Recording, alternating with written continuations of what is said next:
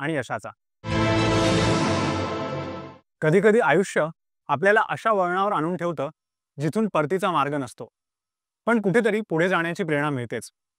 जालना येथील आरती अपूर्व मसुरे यांची कहाणी अशीच आहे। सासूच्या आजारपणामुळे आलेली आर्थिक अडचण, कोरोना काळात पतीचा बंद पडलेला व्यवसाय, पण हार न मानता आरती यांनी केलेली नव्या वाटेची सुरुवात। शुभा अवंती या नावाने चॉकलेट बनवण्याचा उद्योग। केंद्र सरकारच्या प्रधानमंत्री सूक्ष्म अन्न प्रक्रिया उद्योग योजनेअंतर्गत मिळालेल्या अर्थसहाय्यामुळे त्यांचा हा छोटासा प्रयत्न आज मोठ्या व्यवसायात बदलला आहे। आज त्यांच्या कारखान्यात 6 जण आणि विक्री कामात 10 जण या सगळ्यांना मिळतोय रोजगार, आणि घरी बनवलेलं चॉकलेट बनलंय आत्मनिर्भरतेचं प्रतीक। एका महिलेने संकटातून उमटवलेलं हे यश प्रेरणादायी तर आहेच, पण त्यासोबत गोड पण आहे। जालन्यात राहणाऱ्या अपूर्व मसुरे यांचा एकेकाळी प्रिंटिंगचा व्यवसाय होता, पण त्यांच्या आईला कॅन्सरचं निदान झालं आणि पाठोपाठ कोरोनाच्या लाटेनं व्यवसायावर संकट ओढवलं। त्यामुळे कुटुंबाची आर्थिक घडी विस्कटली। त्या काळात कुटुंबाला आधार देण्यासाठी त्यांची पत्नी आरती मसुरे यांनी घरातच चॉकलेट बनवण्याचा एक छोटासा व्यवसाय सुरू केला। अनोख्या चवीची, विविध आकारांची त्यांची चॉकलेट्स सगळ्यांच्या पसंतीस उतरली। फावल्या वेळेतल्या या उपक्रमाला नंतर मात्र उद्योगाचं स्वरूप आलं। या सगळ्यात त्यांना प्रोत्साहन मिळालं ते प्रधानमंत्री सूक्ष्म अन्न प्रक्रिया योजनेतून। या योजनेची मदत घेऊन त्यांनी तर आता चॉकलेट फॅक्टरीज उभी केली आहे। पीएमएफएमई मध्ये आम्हाला टोटल 14 लाखाचं लोन भेटलंय। त्याच्यामध्ये प्रोजेक्ट सँक्शन होऊन आला, माझ्या मिसेसच्या नावावर प्रोजेक्ट सँक्शन होऊन आला। त्याच्यानंतर आम्ही सगळं उभं करू शकलो। आज आमच्याकडे 6 वर्कर फॅक्टरीमध्ये, 10 मार्केटिंगचे वर्कर आहे। भविष्यात आम्ही असे खूप जणांना रोजगार देऊ शकतो अशी आमची इच्छा आहे की सगळ्यांना रोजगार आमच्या कंपनी थ्रू भेटावा।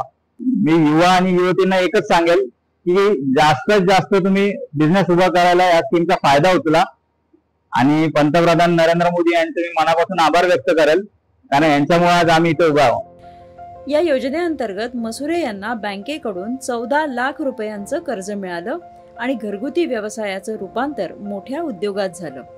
आज त्यांच्या फॅक्टरीमध्ये शुभ अवंती या नावानं मलाई, मावा, मेलडी अशा विविध प्रकारची चॉकलेट्स तयार केली जातात। एकेकाळी स्वतःचा उदरनिर्वाह कसा करायचा हा प्रश्न असलेल्या मसुरे दाम्पत्यानं आज निर्माण विभागात 6 तर मार्केटिंग क्षेत्रात 10 अशा एकूण 16 जणांना रोजगार देण्याची किमया साधली आहे। पहले हमारा पेंटिंग का बिजनेस था और उसी दौरान मेरी सास का कैंसर से देहांत हो गया।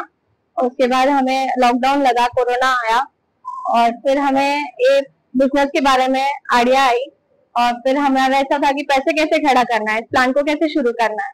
बहुत सारी परेशानियां हम लोग ने झेली, और उसके बाद हमें पीएफएमई स्कीम का पता चला, और ये बैंक ऑफ बड़ौदा से हमने 14 लाख का लोन किया, डॉक्यूमेंट्स जमा किए, सब कुछ हुआ, और फिर बाद में हमने ये यूनिट खड़ा किया।